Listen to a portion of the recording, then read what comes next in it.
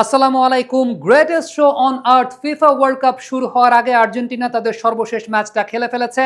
আইসল্যান্ডের সঙ্গে ৩-০ গোলের ব্যবধানে জয়ের এই ম্যাচটাতে সবচাইতে বেশি আলো কেড়ে নিয়েছে লিওনেল মেসির একটা থ্রু বল, যেটা তিনি দিয়েছিলেন লতারো মার্টিনেজকে। তবে আমার ব্যক্তিগত মতামত অনুযায়ী এই ইনসিডেন্টটাতে লিওনেল মেসির ম্যাজিকটা যত বেশি এফেক্টিভ ছিল, সেই এফেক্টিভিটিকে অনেক বেশি মাত্রায় কমপ্লিমেন্ট করেছে মূলত লতারো মার্টিনেজের পজিশন চেঞ্জ করার জায়গাটা। একটু ট্যাকটিক্যাল বিশ্লেষণে যদি আমরা যাই, তাহলে যে বিষয়টা খেয়াল করব সেটা হচ্ছে, যেই মুহূর্তে লিওনেল মেসি বলটাকে পেয়েছিলেন অর্থাৎ রিসিভ করেছেন, ওই পার্টিকুলার মোমেন্টে আমরা যদি একটু ডিফেন্সিভ সেট আপের এগেইনস্টে লতারো মার্টিনেজকে চিন্তা করে দেখি, তাহলে মার্টিনেজ কিন্তু মূলত অফসাইড পজিশনে ছিলেন। লতারো মার্টিনেজ ওই পার্টিকুলার মোমেন্টটাতে ছিলেন অফসাইড পজিশনে। So Lionel Messi had to wait Lautaro Martinez তিনি অনসাইড পজিশনে আসবেন, এবং এই কমিউনিকেশনটা এই পার্টিকুলার মোমেন্টটাতে আমার কাছে সবচেয়ে ইউনিক মনে হয়েছে। দুজনের মধ্যে যে একটা চমৎকার কম্বিনেশন এবং একটা চমৎকার কমিউনিকেশন বা একটা সাইলেন্ট কমিউনিকেশন আপনি বলতে পারেন, যে কারণ লতারো মার্টিনেজকে কিন্তু তাকে এমন একটা পজিশন ধরে আসলে অনসাইডে আসতে হয়েছে যাতে লিওনেল মেসি তাকে ঠিকঠাক মতো থ্রু বলটা বাড়াতে পারেন এবং সেটার এফেক্টিভিটিটা তিনি আদায় করতে পারেন। একেবারে যদি আমরা ব্রেকডাউন করতে চাই, তাহলে ফেজ ওয়ানে যে বিষয়টা ঘটেছে, লিওনেল মেসি ঠিক যে সময় বলটাকে রিসিভ করেছেন ওই পার্টিকুলার মোমেন্টে কিন্তু লতারো মার্টিনেজ ছিলেন অফসাইড পজিশনে। খেয়াল করে দেখবেন, মেসির সামনে একজন ডিফেন্ডার ছিলেন, তার পেছনে আবার আরও 4জন ডিফেন্ডার ছিলেন একটা লাইনে দাঁড়িয়ে। ওই পার্টিকুলার মোমেন্টটাতে ফেজ টুতে লিওনেল মেসি কিন্তু ওয়েট করেছেন, হোল্ড করেছেন বলটাকে ছোট্ট একটা কার্ভড ওয়েতে, এবং সেই সময়টাতে তিনি লতারো মার্টিনেজকে সুযোগটা দিয়েছেন যাতে মার্টিনেজ একটা কার্ভ মুভ করতে পারেন এবং কার্ভ মুভ করে তিনি অনসাইড পজিশনে আসতে পারেন। ফেজ টুতে কিন্তু খেয়াল করে দেখেন, মেসি এখনো বলটাকে ছাড়েন নাই, মার্টিনেজ কিন্তু তার মুভ করা শুরু করেছেন। ফেজ থ্রিতেও যদি আমরা যাই, তখনও কিন্তু লিওনেল মেসি আসলে বলটাকে ছাড়েন নাই, কারণ মার্টিনেজ মুভমেন্ট করে অনসাইডে আসার চেষ্টা করছেন, জাস্ট অনসাইডে এসে পড়ছেন। ফেজ ফোরে গিয়ে আমরা দেখতে পাই লতারো মার্টিনেজ কিন্তু একটা কার্ভড মুভমেন্টের মাধ্যমে পুরোপুরি অনসাইড পজিশনে চলে এসেছেন, এবং অনসাইড পজিশনে আসলে কিন্তু শুধুমাত্র হয় না, এক্ষেত্রে যে বিষয়টা ইম্পর্টেন্ট সেটা হচ্ছে লিওনেল মেসি যাতে একটা ফ্রি স্পেস বের করে তাকে থ্রু বলটা বাড়াতে পারেন এবং তিনি এফেক্টিভভাবে বলটাকে রিসিভ করতে পারেন, এটাকেও কিন্তু লতারো মার্টিনেজ এনশিওর করেছেন। সো আলটিমেটলি লিওনেল মেসির থ্রু বলটার ইম্পর্টেন্স যতখানি আছে, ঠিক সেই সঙ্গে ইকুয়াল ইম্পর্টেন্সটা কিন্তু লতারো মার্টিনেজের মুভমেন্টেরও আছে।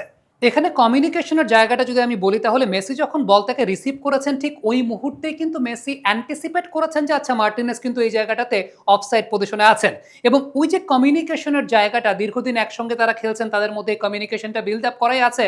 মার্টিনেজও কিন্তু সেই জায়গাটায় অনসাইডে আসার চেষ্টাটা করেছেন, মেসি বলটাকে হোল্ড করেছেন, এবং ডিফেন্সের পজিশনটা আসলে এমন একটা জায়গায় ছিল, একটু কনফিউজিং পজিশন, কারণ সামনে একজন খেলোয়াড় ছিলেন ডিফেন্সিভ পজিশনে মেসির সামনে, তার পেছনে যে 4জন এক লাইনে ছিলেন, এদের মধ্যে 2জন কিন্তু আবার সামনের দিকে এগিয়ে এসেছিলেন।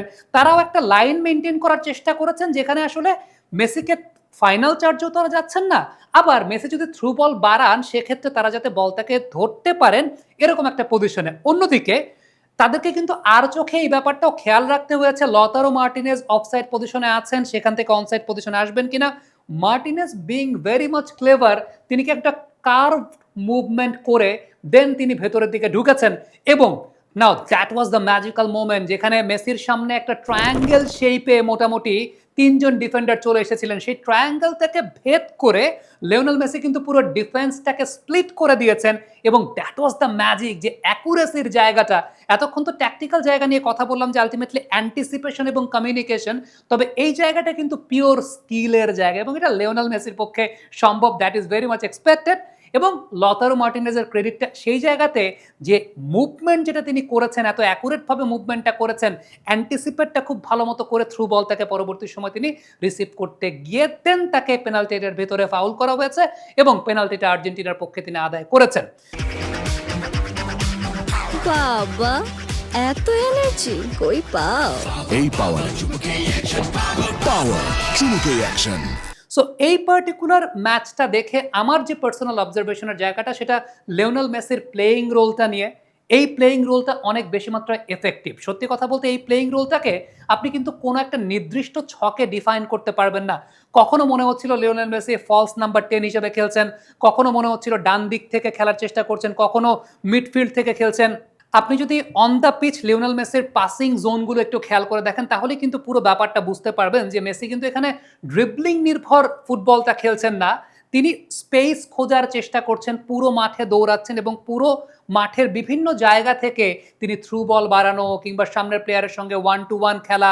সো এই টাইপের বৈশিষ্ট্যের মাধ্যমে লিওনেল স্কালোনি এই বিশ্বকাপে লিওনেল মেসিকে খেলাচ্ছেন এবং সেটা আপনি কিন্তু গ্রাফিক্যাল প্রেজেন্টেশনের মাধ্যমে দেখতেই পেলেন যে পুরো মাঠের বিভিন্ন পজিশনে লিওনেল মেসি খেলার চেষ্টা করছেন, মিডফিল্ড থেকে কখনো ফলস নাম্বার 10, কখনো আবার রাইট সাইড থেকে অ্যাটাক করার চেষ্টা করছেন।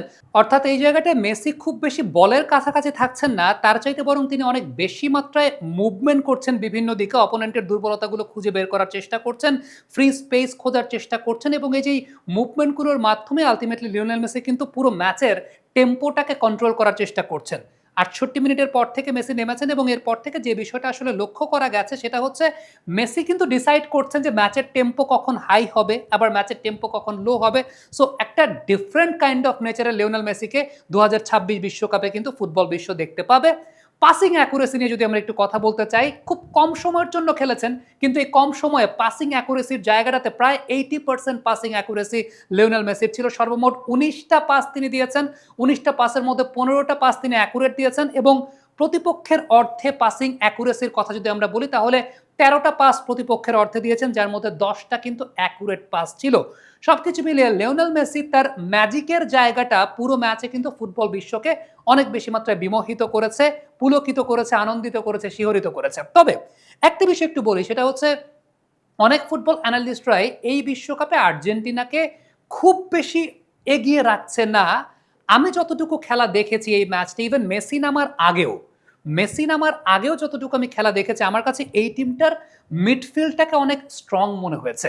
এই টিমটার মিডফিল্ডটা মনে হয় খুবই আন্ডার রেটেড, কারণ বিভিন্ন বিশ্লেষকদের ভিডিওজ আমি দেখছিলাম, সেই জায়গাটাতে আর্জেন্টিনার এই মিডফিল্ডটাকে কিন্তু খুব বেশি প্রেইজ করা হয় নাই। তবে হতে পারে প্রতিপক্ষ আইসল্যান্ড, তাদের শক্তিমত্তার জায়গাটা একটু কম, কিন্তু সত্যি কথা বলতে মেসি নামার আগেও এই টিমটার মিডফিল্ডটা এবং তাদের কম্বিনেশনটা আমাকে বেশ মুগ্ধ করেছে। দর্শক, অনফিল্ডের পর্দায় পুরো বিশ্বকাপ জুড়ে ট্যাকটিক্যাল টেকনিক্যাল অ্যানালাইসিস নিয়ে আপনাদের সঙ্গে থাকবো। আমি সৈয়দ আবিদ হুসাইন সামি। আশা করছি, প্রত্যাশা করছি greatest show on earth FIFA World Cup পুরো বিশ্বকাপ জুড়েই অনফিল্ডের পর্দায় আপনারা আমাদের সঙ্গে থাকবেন। Thank you so much.